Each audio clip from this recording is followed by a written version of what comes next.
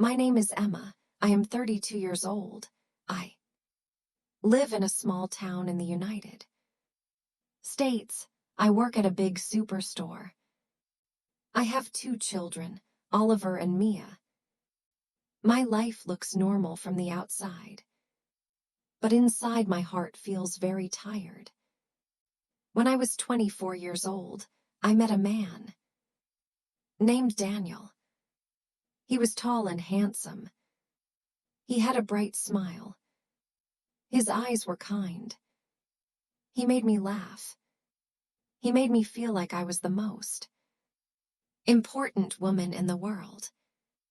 Daniel said sweet things to me. He said I was beautiful. He said he wanted to build a family with me. I believed every word. After 1 year, Daniel asked me to marry him.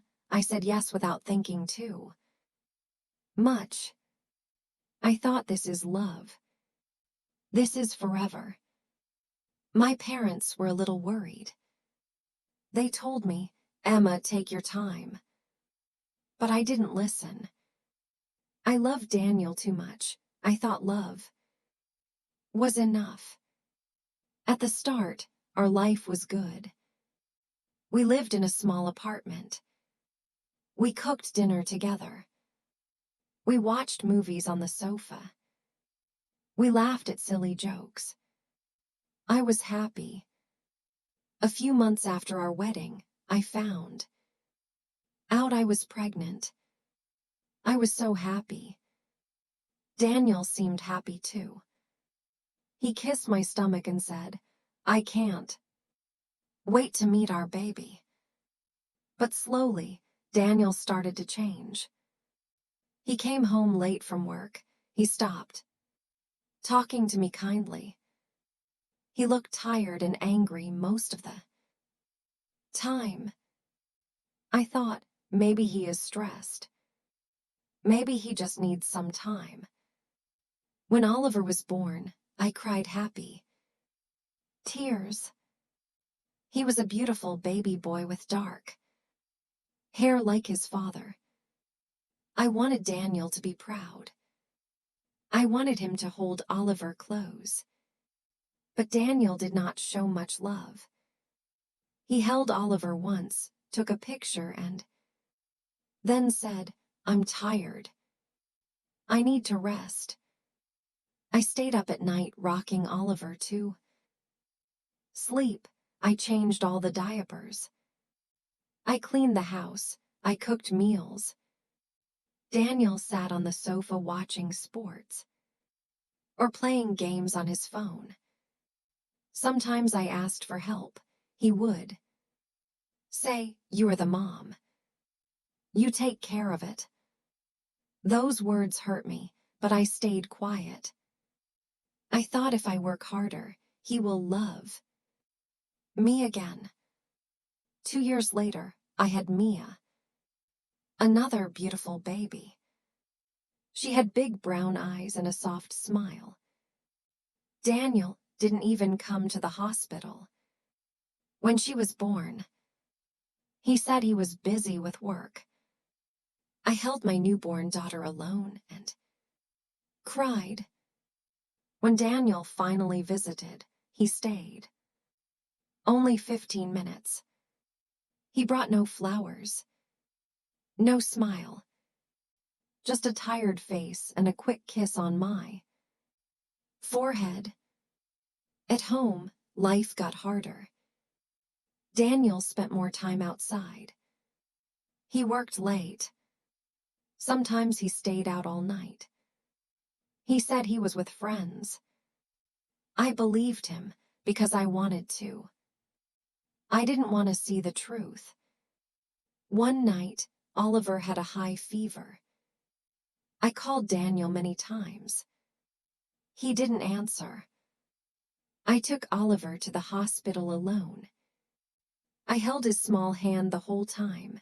I was scared, but I stayed strong. Daniel came home the next morning. He didn't ask about Oliver. He just said, "I'm tired.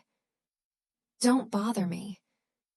I felt a deep pain in my heart, but I told myself, "Stay strong, Emma. Stay for the kids." Every morning, I woke up early. I made breakfast for Oliver and Mia. I packed their school bags. I went to work at the superstore. I stocked shelves. I smiled at customers. I cleaned floors. When I came home, I cooked dinner, helped with homework, gave the kids bath, and cleaned the house. Daniel did nothing. He sat on the sofa drinking beer, playing on his phone. Sometimes I tried to talk to him. I said, "Daniel, I feel lonely. Can we talk?" He said, "You complain too much. You are never happy." I said, "Can we go to Oliver's school event together?" He said, "You go. I'm busy." His words cut me like a knife, but I smiled for my kids. I smiled even when my heart was breaking. One Saturday, I planned a family picnic. I packed sandwiches and fruits. I packed a blanket and some toys. I wanted us to have a happy day. Daniel didn't want to go. He said, "I don't have time for silly things." I took the kids alone to the park. We laughed. We played ball. We watched the clouds in the sky. But inside, I felt a hole in my heart. Oliver asked, "Why didn't Daddy come?" "Mommy," I said, "Daddy is working hard." "Sweetie," I lied because I didn't want them to feel sad. At night, I sometimes cried in the bathroom. I didn't want the children to hear me. One night, I found an old picture of Daniel and me. We were young and smiling. I touched the picture and whispered, "Where did that love go?" But deep inside, I knew the answer. Maybe Daniel never truly loved me. Maybe he only loved the idea of me. Maybe he never wanted this life. Still, I stayed. I stayed for Oliver and Mia. I stayed because I didn't want them to feel broken. I told myself, I can take the pain. I am strong. I will protect them. But each day my heart grew heavier. Each day, my smile became harder to wear. One evening, as I cleaned the kitchen, Daniel said coldly, "You are not the woman I married." I looked at him. I wanted to scream. Of course I am not. I am tired. I am lonely. I am fighting for a family alone. But I said nothing. I just wiped my hands on a towel and kept cleaning. Later that night, I sat by the window. The stars were shining. The world was sleeping. I whispered to myself, "Is this really my life? Is this really love?" I didn't know the answer. But one thing was clear. Daniel had only pretended to love me. And I had stayed, hoping it would become real one day. Before I share the rest of my story, I want to ask you something. Where are you listening from? It gives me strength to know someone is hearing my words. Someone who understands me. Please tell me in the comments. I would really love to know. Weeks turned into months. Months turned into years. I stayed. I stayed because I thought it was the right thing. I told myself, one day he will change. One day he will love us the way we deserve. But that day never came. Daniel grew colder. He hardly spoke to me. When he did, it was only to complain. One evening, Oliver got an award at school. He won Best Reader in his class. Oliver was so proud, he made a small card for Daniel. It said, "I love you, Dad." That night, Oliver gave Daniel the card. Daniel looked at it for a second and said, "That's nice." Then put it on the table and went back to his phone. Oliver's little face fell. I saw it. My heart broke. I hugged Oliver tightly and said, "I'm so proud of you, baby." That night, after putting the kids to bed, I sat at the kitchen table alone. I stared at the little card. It was still sitting there, forgotten. I thought, what am I teaching my children by staying? But still I stayed. At work I wore a smile. I stocked the shelves. I helped customers. Inside, I felt empty. One of my coworkers, Maria, noticed.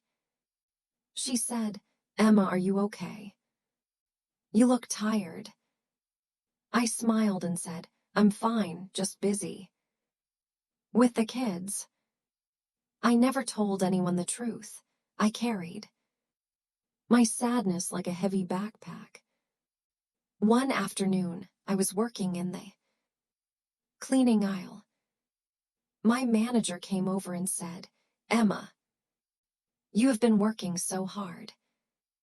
"Thank you," I smiled politely. But inside I thought no one knows how hard I am fighting. One rainy evening, Daniel came home. Angry. He threw his keys on the table and said, "What is this mess?" Ma's backpack was on the floor. Some crayons were on the couch. I said, "I was helping Ma with her homework. I'll clean up now."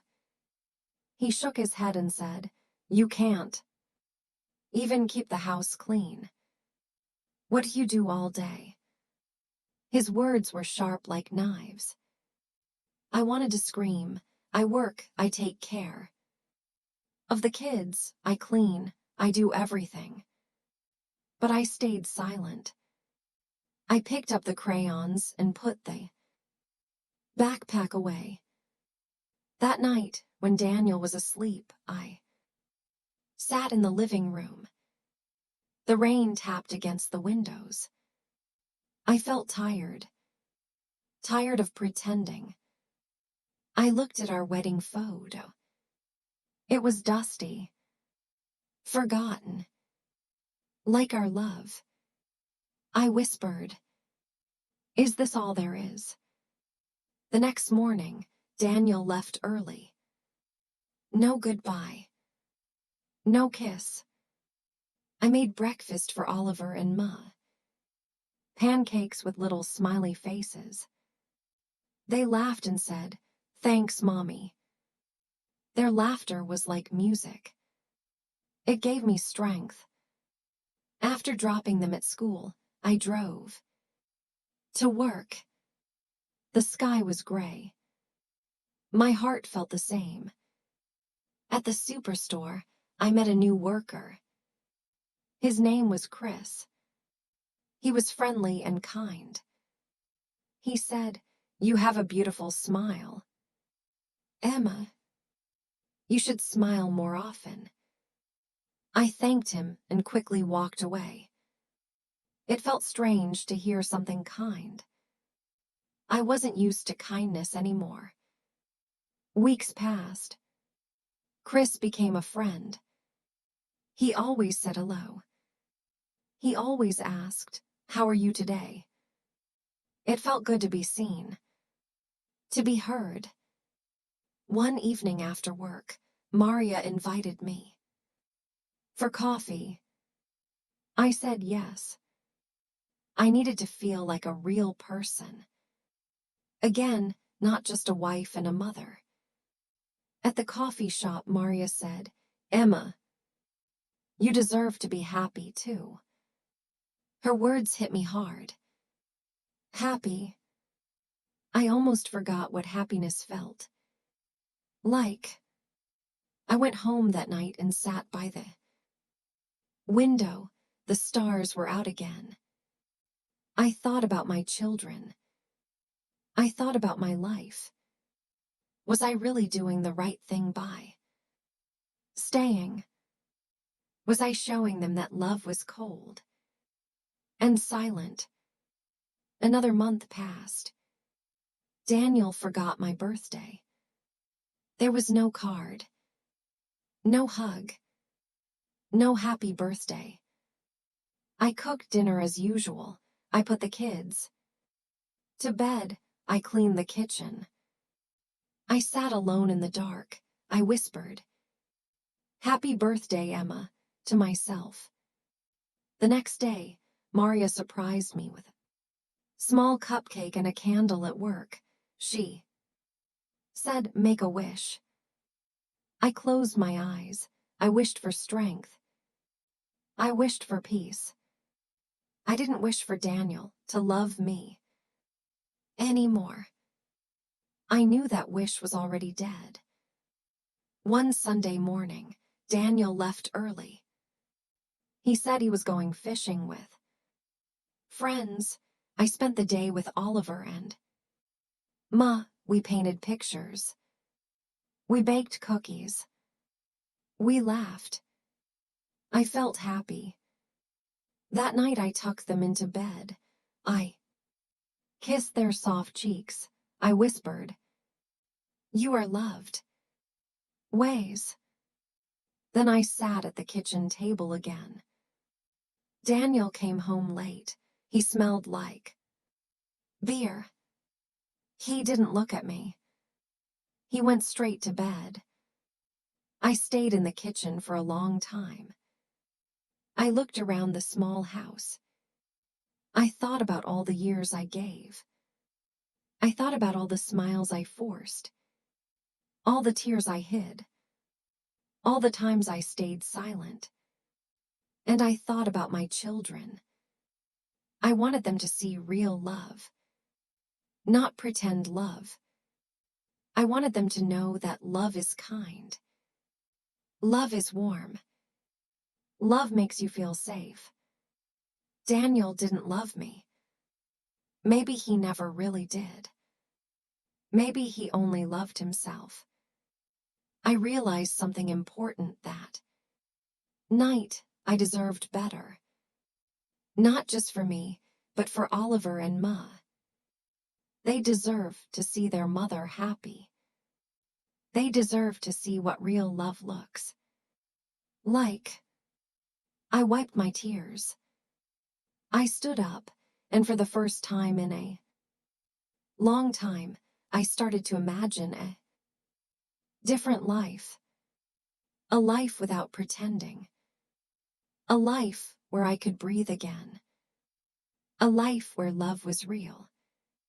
I didn't know how or when, but I knew I had to find it, not just for me, but for them. The days went by, but nothing changed. Daniel was still cold and distant. He barely spoke to me unless it was to complain. I cooked, cleaned, worked, and cared for the kids, but he never seemed happy. I often sat by the window at night, asking myself, is this really the life I want? Oliver and Mo were growing fast. They needed love, attention, and smiles. I tried to give them everything, even when my heart felt heavy. I didn't want them to see my sadness. I didn't want them to feel that love was cold and empty. One evening, Oliver had a small play at school. He had worked hard to learn his lines. He asked Daniel to come and watch. Daniel said he was too tired.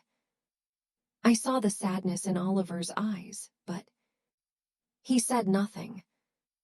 I sat in the school hall alone, clapping and smiling for my son. I told him, "Afterward, you were amazing.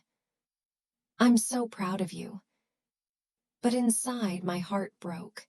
When we got home, Daniel was sitting on the sofa, watching TV. He didn't ask about the play. He didn't ask about Oliver. I put the kids to bed and sat alone in the kitchen thinking about how many moments Daniel had already missed. The next morning, I went to work early. Maria, my friend at the superstore, noticed I was quiet. She made me a cup of coffee and said softly, "Emma, you deserve to be happy, too." I smiled and thanked her, but my chest felt tight. Maybe I had forgotten what happiness even looked like. At home, nothing got better. Daniel became even more distant. Sometimes he didn't come home at night. When I asked where he was, he would get angry. "Stop asking stupid questions," he said. I learned to stay silent. It was easier than fighting. One Saturday afternoon, the kids and I made cookies together. We laughed and made a mess in the kitchen. Oliver put too much flour in the bowl. Ma covered her nose in chocolate. We were happy, just the three of us. Daniel came home and saw the mess. He didn't smile. He just said, "You're teaching them to be lazy." His words stung, but I didn't answer. I cleaned the kitchen quietly while the kids played. I thought, I can't let his anger steal these small moments of joy. That night, after everyone slept, I sat in the living room and thought about my life. I thought about the dreams I once had. I wanted a loving family. I wanted a kind husband. I wanted a warm home. But what I had was a man who didn't even see me anymore. The next day, Daniel left early again, without saying anything. The kids and I went to the park. The sun was shining. We played on the swings. We shared ice cream. For the first time in a long time, I felt light. I felt free. I realized something important. I could be happy without Daniel. I could give my children a good life, even if he wasn't part of it. When we got home, I put the kids to bed. I sat in the quiet house and made a decision. I wasn't going to live like this anymore. I wasn't going to stay invisible. I wasn't going to teach my children that love looked like this. A few weeks later, I found a small apartment for rent near the kids' school. It was tiny, but it was clean and full of light. I signed the papers. I didn't tell Daniel. I didn't want another fight. I wanted peace. The night before we moved, I packed our clothes into boxes. I packed their toys, their books, and their favorite blankets. I didn't pack sadness. I didn't pack fear. I left those behind. When Daniel came home that night, he didn't notice anything. He didn't ask why some things were missing. He just went straight to the TV. The next morning, when he left for work, I loaded the car. Oliver and Mia thought we were going on an adventure. In a way, we were. We were starting a new life. When we arrived at our new home, the kids ran inside. They laughed and explored every room. I stood in the middle of the living room and smiled. It wasn't a big house, but it was ours. It was full of hope. That evening, we ate sandwiches on the floor because we didn't have a table. Yet we laughed about it. Oliver said, "This is fun." Mia said, "It feels like a picnic." Their smiles made everything worth it. Daniel called later that night. He shouted, asking where we were. I held the phone away from my ear. I calmly said, "We're safe. Please don't call again unless it's about the children." Then I hung up. I sat by the window and watched the stars. I didn't cry. I didn't feel fear. I felt strong. I had made the hardest choice of my life, but it was the right one. Days turned into weeks. We bought a second-hand table. We put up the kids' drawings on the walls. We made new memories. There was laughter in the house again. There was music. There was peace. At bedtime, Mia hugged me and said, "Mommy, I love our new home." Oliver nodded and said, "It feels warm here." I kissed them and said, "It feels warm because of you too." Sometimes when I thought about the past, I felt sad. I remembered the girl who believed in Daniel's promises. I remembered the woman who waited for him to love her back. But then I looked around at our little home. I saw 2 smiling children. I saw a woman who had learned to choose herself. Daniel pretended to love me, but I learned to love myself. And that made all the difference. If this story touched your heart, don't forget to like, comment, and share.